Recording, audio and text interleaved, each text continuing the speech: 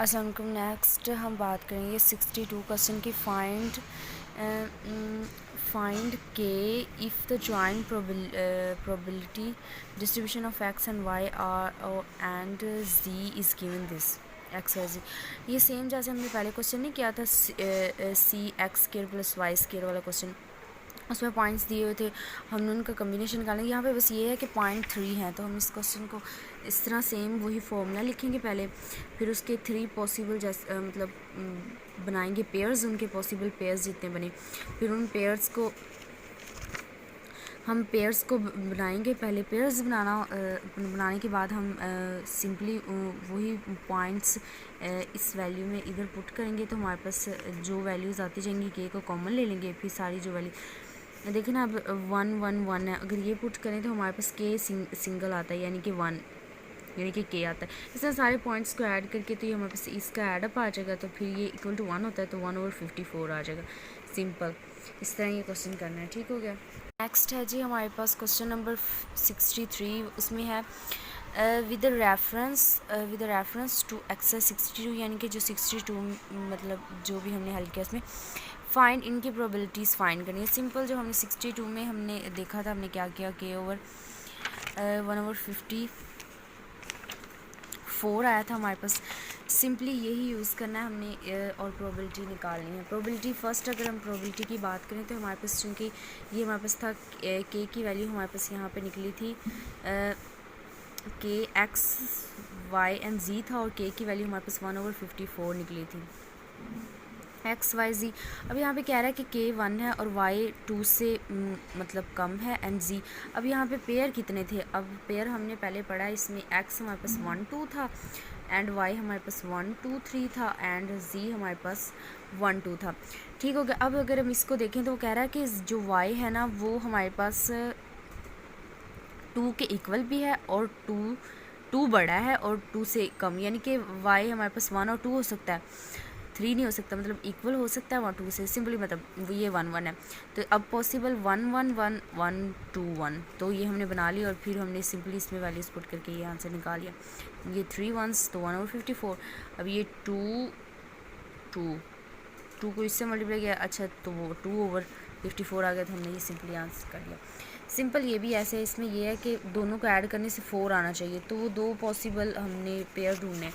अगर अब हम इसको देखें तो y एंड z को ऐड करने से 4 आए, तो y एंड z में हमारे पास क्या वैल्यू है, यानी कि 1 1 को ऐड करने से तो 4 नहीं ना आता, 1 2 को ऐड करने से भी 4 नहीं आता, 2 2 को ऐड करने से 4 आता है, और 3 1 को ऐड करने से 4 आता है, और यही 2 पॉसिबल आउटकम है, यानी कि मतलब 2 इसकी पॉसिबल आउटकम बनेंगी, यानी कि y हमारे पास 2 2 हो सकता है, 2 2 एक पेयर बनेगा, या 3 1 बन सकता है, 3 1, मतलब ये 2 पेयर बनेंगी, तो हमने इसकी possible outcomes. Okay, next question है क्वेश्चन नंबर 64। इस क्वेश्चन में कहता है कि विद रेफरेंस ऑफ 62, यानी कि 62 वाला ये भी क्वेश्चन का रेफरेंस यूज़ करते हुए find the flowing value of the joint probability joint distribution function of the 3 random variable, यानी कि ये वाले 3 रैंडम वेरिएबल्स हैं, यानी कि इनकी सबसे पहले हम इनमें क्या करना, हमें इन्हें प्रोबेबिलिटीज़ में चेंज करना पड़ेगा, ठीक हो गया। तो अगर हम इसे अगर देखें तो ये हमारे पास इस तरह है कि हमने इसे प्रोबेबिलिटीज़ में चेंज किया सिंपल, तो फिर अब हमारे पास अगर इसके फंक्शन बनाए तो ये 1 2 होता है, इसके 1 आ सकता है, यानी कि इस तरह सिंपल ये भी क्वेश्चन पिछले की तरह सिंपल। इसमें हमारे पास ये है, तो ये बिकॉज उस मतलब y 0 हो, x ये 1 हो, तो ये बनता है हमारे पास 1 0 एंड 1, तो पूरी टर्म 0 हो जाएगी ना, बिकॉज एक 0 है तो पूरी टर्म 0 हो जाएगी मल्टीप्लाई होने के बाद। अगर नेक्स्ट सी पार्ट है, सी पार्ट में सिंपल ये हमें दिया हुआ है, यानी कि अगर हम इसे देखें तो ये ऑलमोस्ट सारा ही दे दिया है, यानी कि जितने भी फंक्शन थे देखो, वहाँ पे था हमारे पास x 1 2 था, y हमारे पास 1 2 3 था, एंड z हमारे पास 1 2 था, और यहाँ पे ये कह रहा है कि 4 4 तक हो सकता है, लेकिन वहाँ पे जो 3 ये 3 पॉसिबल था मतलब y का, तो अगर हम इसके हिसाब से पेयर बनाएं तो हमारे पास सिंपल ये होगा, हमारे पास मतलब जिस तरह पेयर बनाएं कि ये y हमारे पास मतलब ये 2 भी आ जाएंगे, फिर ये मतलब ये सारे आ जाएंगे, इनकी पॉसिबल पेयर्स बनाएंगे। तो हमने जो फर्स्ट क्वेश्चन किया था ना, ये वाला क्वेश्चन, 1/54 आंसर आया था ना, तो यहाँ पे भी आंसर ना, अगर यहाँ पे 1/54 आए थे तो यहाँ पे भी चूँकि एक्स के की वैल्यू 1/54 आई थी, और यहाँ पे जब हम ये सारे पेयर्स निकालेंगे तो हमारे पास 54 आएगा, क्योंकि हमने सारे पेयर्स निकाली और के की वैल्यू हमारे पास क्या थी 1/54, तो ये कैंसिल होकर हमारे पास 1 आंसर आ जाएगा। तो यहाँ पर भी यही सिंपल इस तरह ना हमारे पास जब हम हल करेंगे तो आंसर 1 आ जाएगा। ठीक हो गया, क्योंकि के की वैल्यू वहाँ पर हमने निकाली थी और बाकी सारी, तो यहाँ पे भी मतलब 1/54 आई थी, तो अगर हम के की वैल्यू 1/54 तो इस तरह सिंपल ना हमारे पास ये आप देख लें पेयर्स बना के करें तो इस तरह हो जाएगा। ठीक हो गया। अच्छा जी, 65 क्वेश्चन है, उसके बाद हमारे पास 65 क्वेश्चन में कहता है कि फाइंड के if the joint probability density of X and Y Z is this one. Function हमें दिया और हमने फाइंड क्या करना है, हमने के की वैल्यू फाइंड आउट करनी है। तो ऑब्वियसली हमने जैसे पढ़ा है कि वो इक्वल टू 1 होती है इक्वेशन इंटीग्रल, वो इक्वेशन 1 होती है, हमने पहले क्वेश्चन में पढ़ा।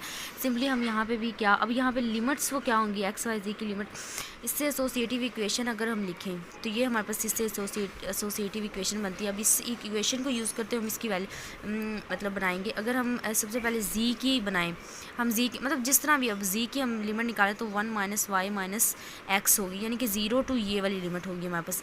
और फिर हमारे पास जो एक्स की वाई की लिमिट उसके बाद हम निकालेंगे तो वो हमारे पास बन जाएगी, ये वाली टर्म 0 हो जाएगी, तो वो हमारे एक्स हमारे पास वाई जी हमारे पास चला जाएगा, तो हमारे पास बनेगा 1 - x ये बन जाएगी, और जी की और ये 0 टू ये, फिर एक्स की लिमिट हमारे पास क्या होगी, वो 0 टू 1 होगी ऑब्वियसली। ठीक हो गया। इस तरह हम ये लिमिट्स लगा के इस क्वेश्चन को करेंगे। अब क्वेश्चन का हम सोल्यूशन देखते हैं। क्वेश्चन का सोल्यूशन ये है कि 0 टू 1 एंड 0 टू 1 मतलब ये सारी लिमिट्स हमने पुट करनी है इस क्वेश्चन में।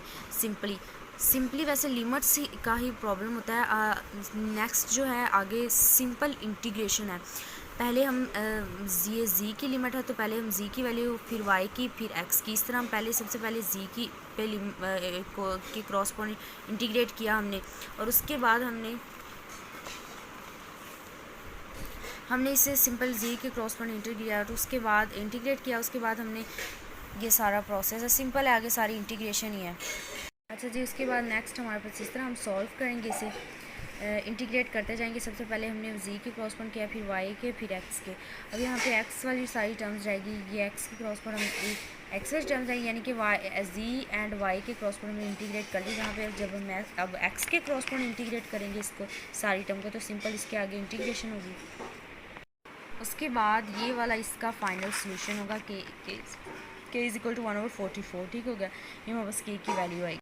ओके, नेक्स्ट क्वेश्चन है क्वेश्चन नंबर 66, जिसमें है जो क्वेश्चन ही 65 से ही रिलेट करता है। उस क्वेश्चन में सिंपली ये वाली हमें प्रोबेबिलिटी दी हुई जैसे इसमें दिया होती इक्वेशन, जिससे हमने इक्वेशंस फाइंड की, इससे एसोसिएटिव इक्वेशन बनाई। सेम इसी तरह हम इससे भी एसोसिएटिव इक्वेशन बनाएंगे। ओके, इसे एसोसिएटिव इक्वेशन जो हमारे पास बनेगी वो हमारे पास बनेगी इस तरह की। ठीक हो गया। अब फर्स्ट तो हमारे पास ये होगी ना 1 - x - y।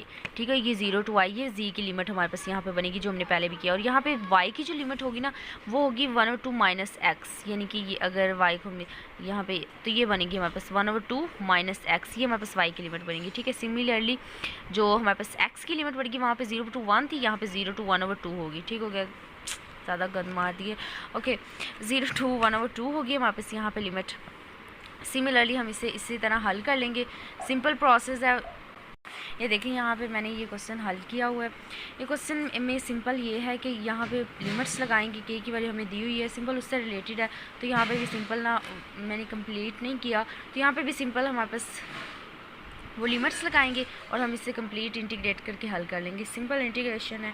इसका आंसर जो आता है वो 0.15625 समथिंग आता है। ठीक हो गया।